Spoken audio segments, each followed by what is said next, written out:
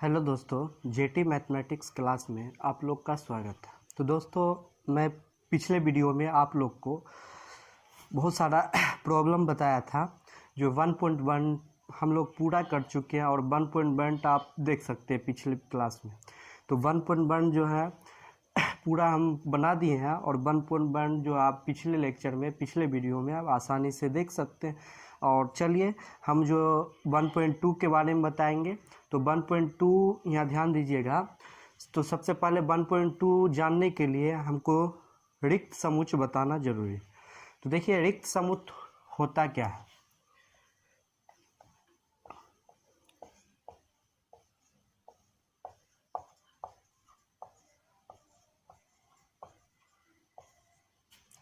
इसको null set भी बोल सकते हैं या वाइड सेट भी बोल सकते हैं या एम्प्टी सेट भी बोल सकते हैं। नल सेट, वाइड सेट या एम्प्टी सेट ये भी बोल सकते हैं। तो देखिए यहाँ ध्यान दीजिएगा कि रिक्त समुच्चय होता क्या है। तो रिक्त समुच्चय वैसा समुच्चय को कहते हैं जिसमें एक भी एलिमेंट ना हो। एक भी एलिमेंट ना हो वो रिक्त समुच्चय कहलाता है। वैसा समुच्चय जिसमें एक भी अवयव ना हो, वैसा समुच्चय जिसमें एक भी अवयव ना हो वो रिक्त समुच्चय कहलाता है। जैसे ध्यान दीजिए,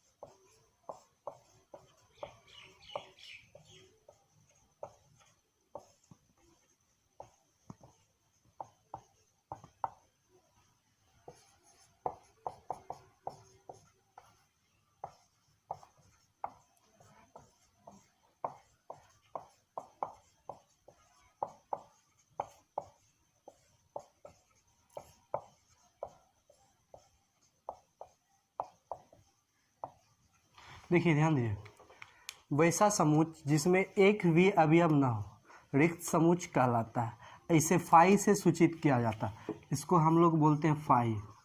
इसे फाई से सूचित किया जाता है। अब जैसे एग्जाम्पल के माध्यम से हम आप लोग को समझाते हैं। तो एग्जाम्पल जो हम बुक वाला लेते हैं, बुक में जो है 1.1 देख लीजिए।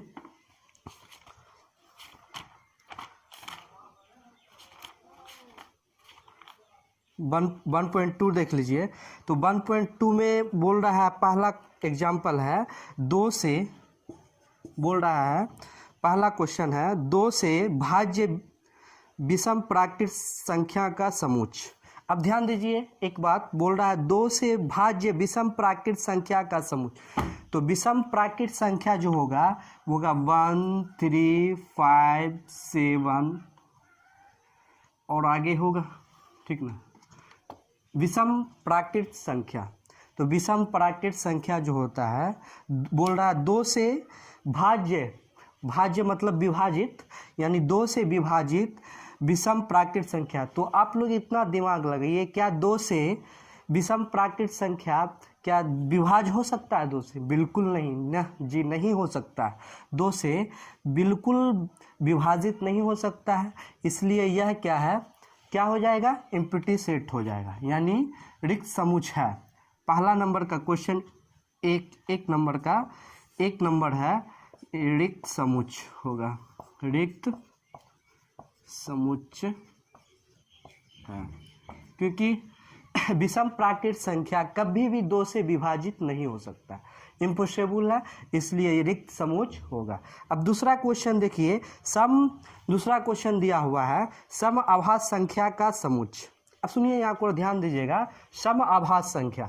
तो आभास संख्या पहले जानेंगे किसको कहते हैं। वैसा संख्या जो खुद से एक या खुद से कट जाए वो आभास संख्या कहलाता है। या 1, अब जैसे देख लीजिए, खुद से कट जाए, यानी सबसे छोटा आभाज्य संख्या जो होता है 1 नहीं होता है, सबसे छोटा आभाज्य संख्या जो होता है वो 2 होता है, सबसे छोटा आभाज्य संख्या 2। यानी यहाँ ध्यान दीजिए कि आभाज्य संख्या कहते हैं वैसा आभाज्य संख्या जो खुद से या एक से कट जाए। अब जैसे यहाँ ध्यान दीजिएगा, जैसे 2 से तो बोल रहा सम, तो 2 3 5 7 और आगे होगा।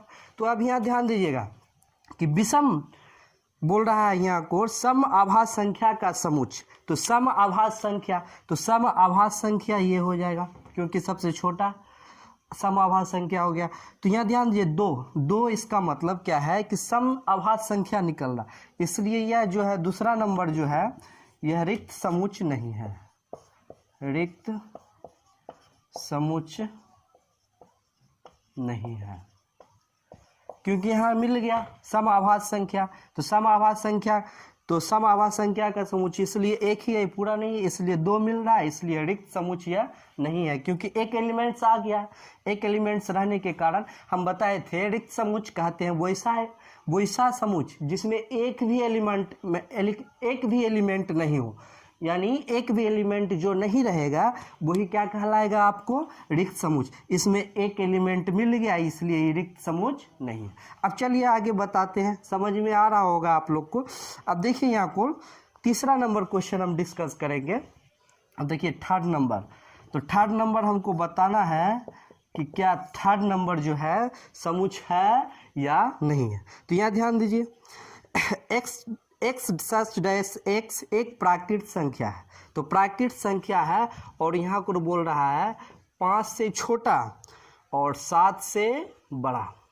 यहाँ ध्यान दीजिएगा थोड़ा, 5 से छोटा और 7 से बड़ा, तो 5 से जो छोटा होगा तो 5 से छोटा 1 2 3 4 होगा, यानी 1 2 3 4 5 से छोटा, और 7 से बड़ा क्या होगा 8 9 10, यानी आगे और होगा।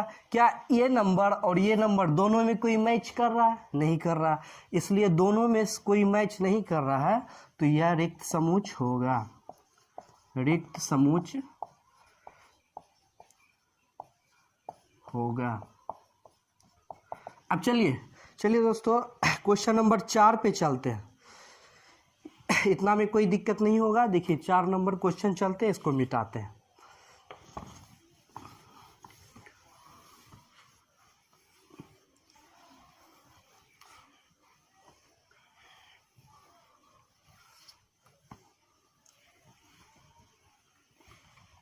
चार नंबर क्वेश्चन है y सच डैच y किन्हीं 2 समांतर रेखा का उभयनिष्ठ हो सकता है। तो समांतर रेखा देखिए कहते किसको है, जैसे ये लाइन और ये लाइन एक जा रहा है, ठीक ना, दो एक दूसरे के समांतर, और समांतर उभयनिष्ठ बोल रहा है कि 2 समांतर रेखा का उभयनिष्ठ बिंदु हो सकता है।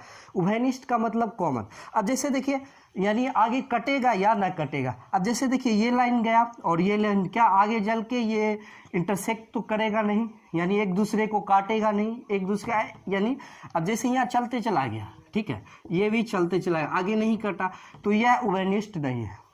कभी भी 2 समांतर लाइन यानी समांतर रेखा एक दूसरे का उभयनिष्ठ नहीं हो सकता, इसलिए 4 नंबर क्वेश्चन जो होगा आप लोग का क्या हो जाएगा, 4 नंबर रिक्त समुच्चय है।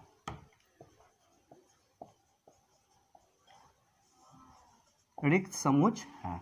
अब चलिए दोस्तों, अब इसको जानने के बाद हम आप लोग को पहले बता दें क्वेश्चन नंबर 2 सॉल्व करने के से पहले, तो क्वेश्चन नंबर 2 सॉल्व करने से पहले आप लोग को बता दें परिमित और परिमित सेट। तो यहाँ देख लीजिए परिमित सेट किसको कहते हैं।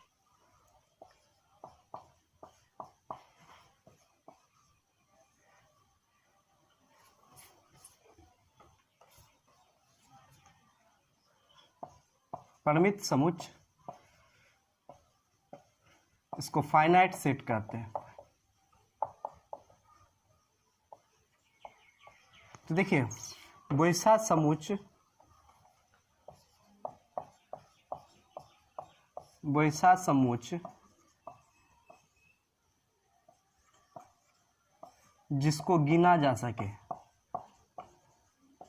जिसको गिना जा सके परिमित समुच्चय कहलाता है।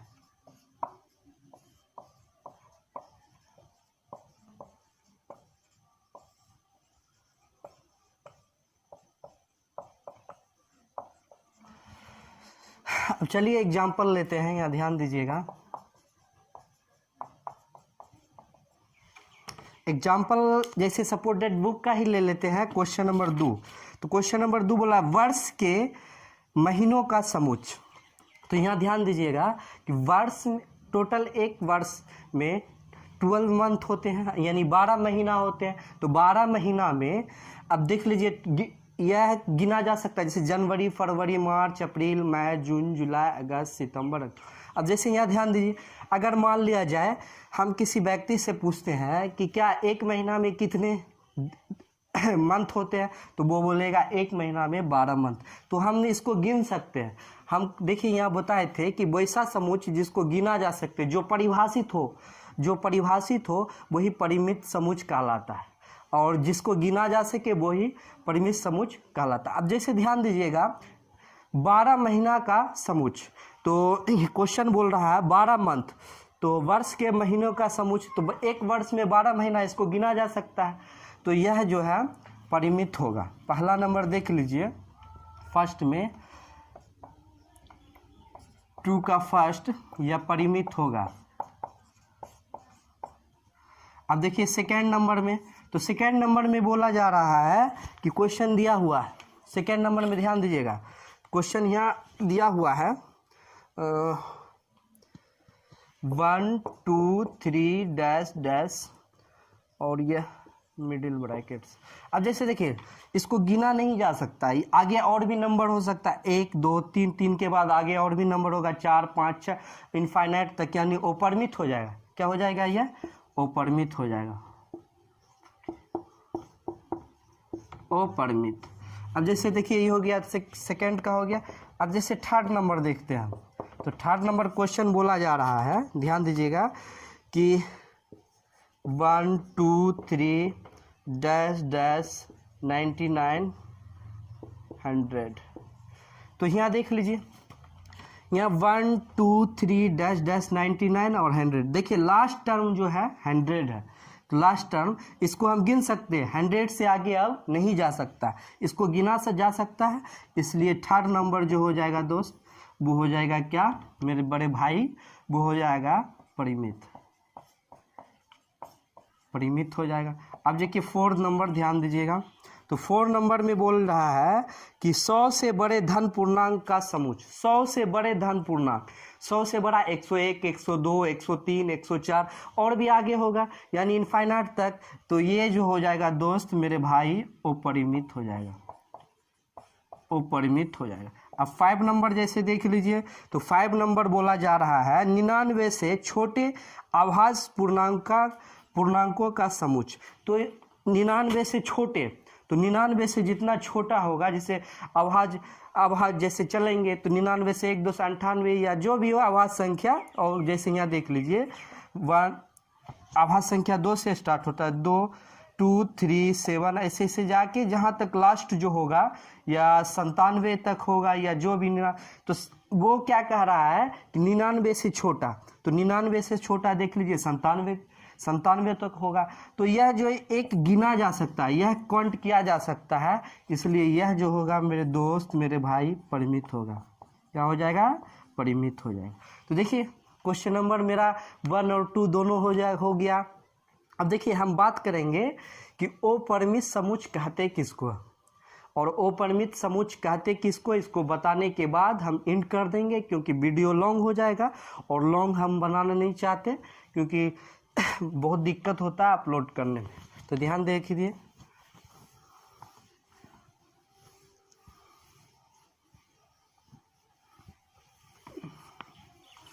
अब ध्यान दीजिए, देखिए अपरिमित किसको कहते हैं? अपरिमित समुच्चय, इसको हम इनफाइनाइट सेट कहते हैं।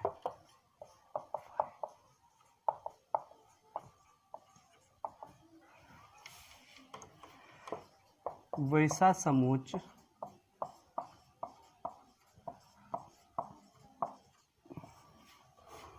जिसे गिना ना जा सके।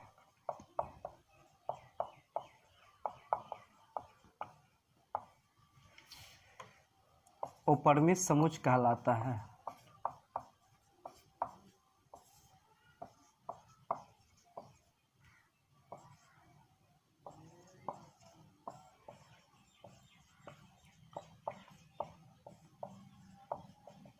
अब जैसे देखिए एग्जाम्पल के माध्यम से हम समझेंगे। परिमित और परिमित अभी तो कर किए ही हैं। अब जैसे देखिए क्वेश्चन नंबर 3 हम देख ही लेते हैं, समझे, ध्यान दीजिएगा। क्वेश्चन नंबर 3 कहता है कि एक्स अक्ष के समांतर एक्स अक्ष के समांतर रेखा का समुच्च। तो एक्स अक्ष के समांतर, तो यहाँ देख लीजिए पहले एक्स के, इसको क्या, इसको एक्स अक्ष कहते हैं, इसको वाई अक्ष यानी X dash Y dash. X अक्ष के समांतर, तो एक्स अक्ष के मान लिया समांतर, क्या ये एक दूसरे आगे जाके ये इंटरसेक्ट करेगा, वेनिस्ट एक दूसरे को काटेगा नहीं। एक्स अक्ष के समांतर तो ये काटेगा नहीं, ये क्या हो जाएगा, तो ये हो जाएगा परिमित हो जाए। वो परिमित ये काटेगा नहीं, अगर काट देता तो परिमित, नहीं काटा परिमित हो गया। अब जैसे दूसरा नंबर देखिए, अब ध्यान दीजिएगा कि दूसरा नंबर अंग्रेजी वर्णमाला के अक्षरों का समुच्च। अब जैसे देखिए अंग्रेजी वर्णमाला के अक्षर ए बी सी डी यानी जेड तक, तो इसको क्या गिना जा सकता, 26 लेटर होता, ये क्या हो जाएगा, परिमित हो जाएगा। अब थर्ड नंबर देखिए, तो थर्ड नंबर क्या है कि उन संख्या का समुच्च जो 5 के गुणज है, उन संख्या का समुच्च जो 5 के गुणज है।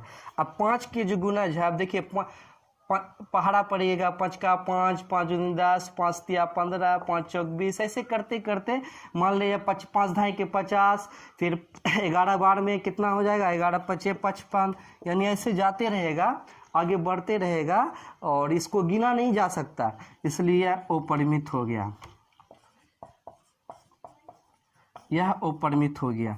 अब चौथा नंबर क्वेश्चन देखिए, यहाँ ध्यान दीजिएगा कि चौथा नंबर बोल रहा है कि पृथ्वी पर रहने वाले जानवर का समुच्च। तो पृथ्वी पर रहने वाले जानवर, तो जैसे देख लीजिए हम कीड़ा मकोड़ा का बात नहीं कर रहे हैं, हम सिर्फ जानवर का, गाय कुत्ता भैंस बिल्ली जो भी जानवर है उसका बात कर रहे हैं। तो इसको डाटा कलेक्शन के अनुसार गिना गया है कि हाँ इतना है, तो इसलिए इसको गिना जा सकता है, इसको परिमित कह सकते हैं।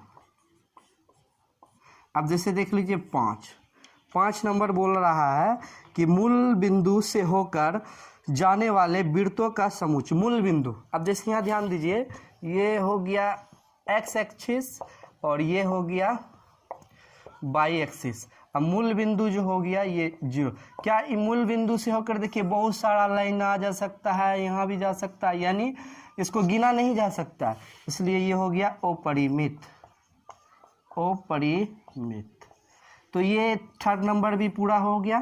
तो चलिए दोस्तों आज इतना ही रहने दीजिए, और नेक्स्ट वीडियो में हम आप लोग को इक्वल सेट वगैरह, सबसेट वगैरह ये सब बताएंगे। आज के लिए आज इतना ही रहने दीजिए, और नेक्स्ट वीडियो में हम आप लोग को शेयर करेंगे, बताएंगे, और काफ़ी आसानी से समझने का आसान तरीका है। मैथ को म्यूज़िक के जरिए एंजॉय लेते ही हम इस मैथ को देखिए कितना आसानी से बनाया जाता है। इसके लिए टेंशन नहीं लेना, काफ़ी अच्छा से।